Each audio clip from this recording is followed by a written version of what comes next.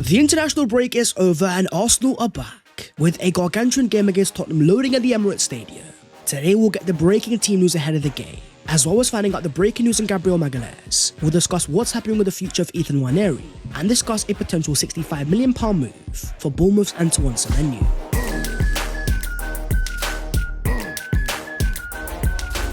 Yo, what is going on, guys? My name is Baz14. Welcome back to your boys channel, and the international break is over. Arsenal are about to make a return, and we got some gargantuan games around the corner. So as per my friends, smash like on this video if you do enjoy, and subscribe to the channel if you are new, helping your boy as we close into 250,000 subscribers. But starting off with the breaking Arsenal news. In the final international break of 2025, as teams qualify for World Cup 2026, what a moment for former Arsenal fullback Kieran Tierney, coming off the bench and scoring a worldie for Scotland in the 90+ minutes to send them to the World Cup for the first time since 1998. Beautiful scenes for a former Arsenal player, but for the current Arsenal players, after many of them started the first game, for the likes of Spain it was only Mikel Merino starting, with Martin Zubimendi and David Raya both benched, and thankfully getting even more rest.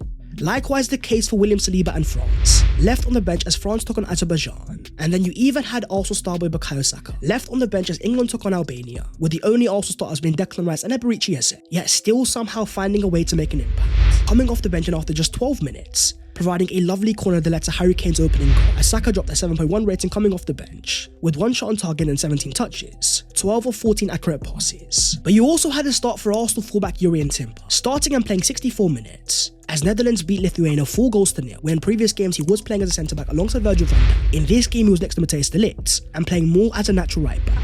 But in a game that he received an insane challenge, which left his leg bleeding, yet another moment for Arsenal fans to be a bit scared. In that moment, of course, Timber was fine, but unfortunately that is not the case for another Arsenal defender, as we need to talk about Gabriel Magalhaes. After being taken off against Senegal in a friendly at the Emirates Stadium, holding his groin area in the 60th minute, the fear for Arsenal fans then became a reality. As David Ornstein confirmed, Arsenal continued to assess Gabriel amid concern the 27-year-old could miss 1 to 2 months for an injury sustained on international duty. Initial indications suggest that the Arsenal centre-back is set for a spell out, but the tests are ongoing. But 1 to 2 months for a player that was playing in just a friendly, I mean, that is where it gets so frustrating, with even Sami Mokbel confirming the early fears are that Gabriel Magalhaes will miss a minimum of 4 weeks, with sources indicating his absence could stretch to January. The exact severity of his thigh injury and timescale for recovery will be finalised in the coming day. But regardless, our centre-back that has been arguably our best this season, people talking about him as a potential PFA winner of the year, if of course Arsenal are able to get over the line, not only a defensive monster at the back, but also so much of a threat going forwards. Arsenal will have to survive without Gabriel for at least a minimum of 1 month. And that, my friends, is definitely a gargantuan blow, because as shown here with Gabriel and without Gabriel, since September 2020, with him in the team, Arsenal have a 64% win rate, playing a total of 171 games, with a whopping 110 wins. But in the 30 games without it, 12 wins, 10 draws, and 8 defeats as well.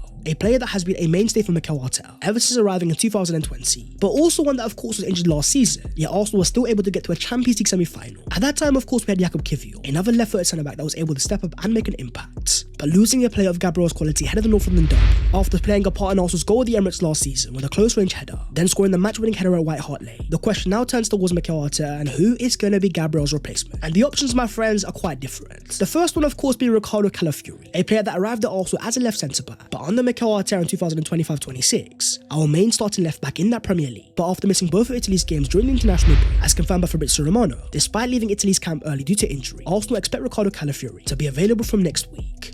Having watched him thrive time and time again for Italy, playing in a back three as a left centre-back, Calafiori definitely has the experience to play there for Arsenal and give Arsenal a different quality to Gabriel Magalhaes. He might not have the box dominance of Gabriel, but on the ball when it comes to setting the tempo and playing out of the back, if Arsenal are looking for a progressive centre-back, Ricardo Calafiori definitely offers a solution. But then you have Mikel Arteta as potential secret weapon. We of course are talking Piero Hincapié, a summer signing of 2025 that was brought in for this exact purpose. Despite arriving for Arsenal playing mainly as a left back, whether it was for Ecuador or even for Arsenal, Hincapié is another player that could somewhat replicate the aggression of Gabriel Magalhaes. Another capable left-sided centre-back option. Not only would that allow Arsenal to keep Calafiori as our left back, but whether it's Hincapié or Calafiori, you of course also have Miles Lewis-Skelly, able to deputise on the left-hand side. The fact that Arsenal now have 2 left centre-backs that are more than able to play. You can't also forget about the third option, and that being Christian Mosquera, another player that has arrived at Arsenal mainly as a right centre-back. But if you go back during his time at Valencia, Mosquera was playing mainly on that left-hand side of the defence, even in games this year where Mikel Arteta has taken Gabriel off.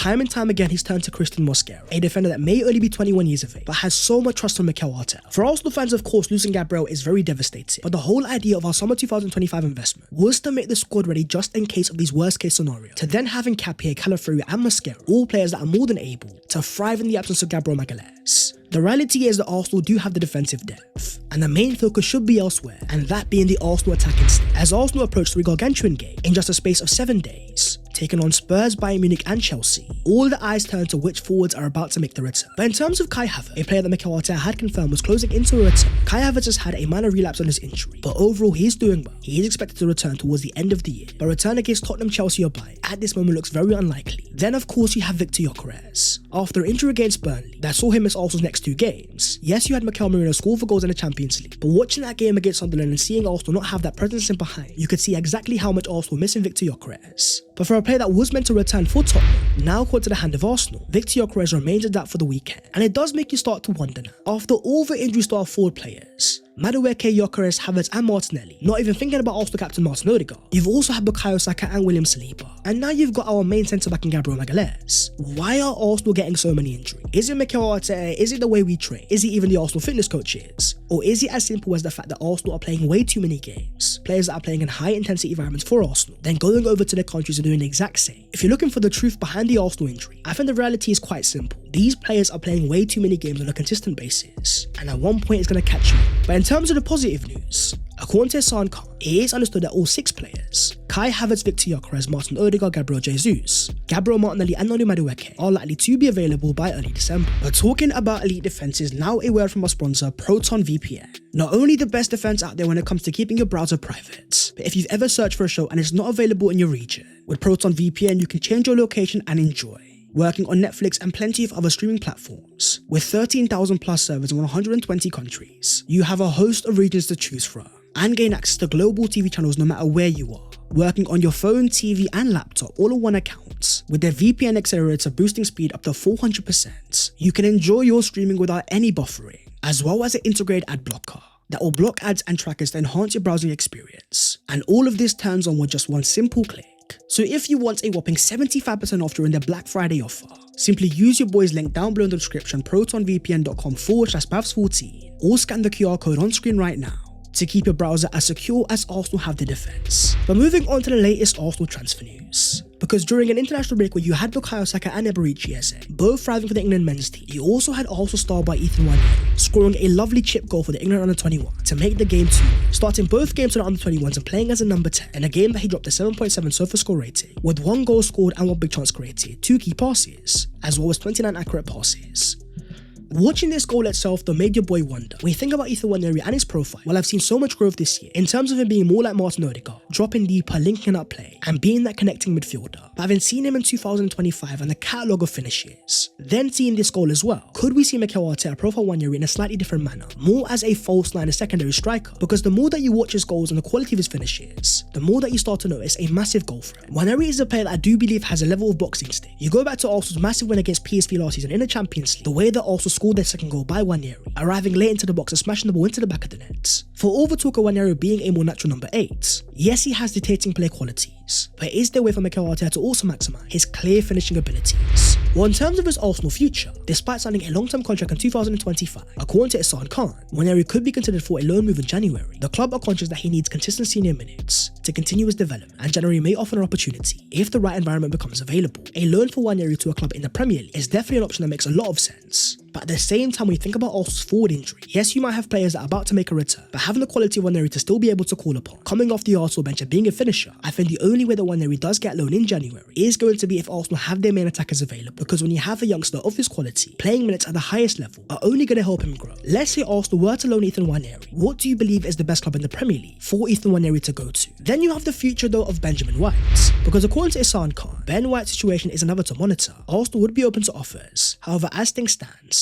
the expectation is that he remains, with further talks on the future next summer. His current contract expires in 2028. For a player that was once a guaranteed starter in Mikel Arteta's back four, becoming a cult hero for Arsenal fans in 2023-24, as Arsenal were this close to a title title, playing through injuries and playing through pain, which of course is very commendable. And 2024-25, unfortunately for Ben White, it was something that caught up with it. With the return of Urian Timber, White of course was given more time to rest and recover, but despite being fit and available so far this season, following an opening day injury against Manchester United, White has only made one league appearance this season. It is very unfortunate and just a little bit heartbreaking that if it wasn't for the injury to Urian Timber, we could have seen Ben White rotate in 2023-24, allowing him to be available going forwards. But football is a constantly moving sport. It does make you start to wonder, how long is Ben White going to be happy to sit on the Arsenal bench? And does he have the quality to get in over Urian Timber? If we're talking about Arsenal transfer news, of course you got to talk about the incomings as well, because the rumours are certainly circulating. According to reports in Spain, Arsenal, Tottenham and Manchester City have reportedly submitted bids totaling €60 million plus 20. These supposed offers have prompted manager Xabi Alonso to advise Florentino Perez to seriously consider selling the player, as Alonso believes his time at the club may be coming towards an end. A player that was a major target in summer 2025. So many Arsenal fans talking about the prospect of bringing Rodrigo to the Emirates Stadium, but also a player that is currently in bang average form.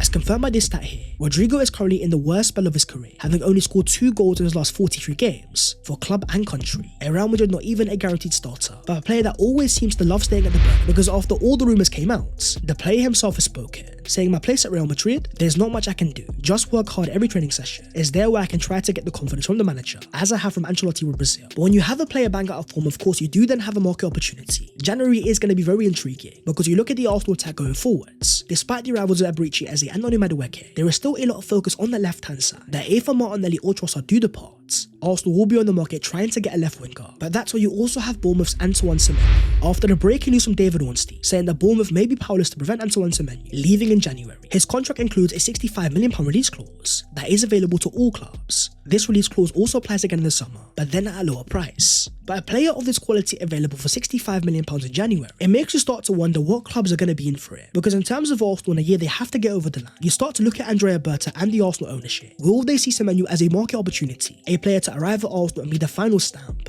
to ensure that this is the year that Arsenal get over the line? Because when you think about Arsenal and all the players that we have signed, a move for Semenyo will only happen if we see a major sale from Arsenal in January, with even Fabrizio Romano confirmed Antoine Semenyo's release clause in January is £60 million plus 5 in add-ons, and the summer release clause is slightly above £50 million. It's more the summer where it starts to make more sense. More time for Arsenal to get rid of their own players, to then have a player the quality of Semenyo that has proven in the Premier League time and time again after a super strong start to 2025-26. A price tag of £50 million is one that becomes a no-brainer. A player in the peak of his powers that's explosive on the left-hand side, offering Arsenal yet another ball carrier that as things stands is one of the best in the Premier League, but also yet another player that is reportedly a massive fan of Arsenal Football Club.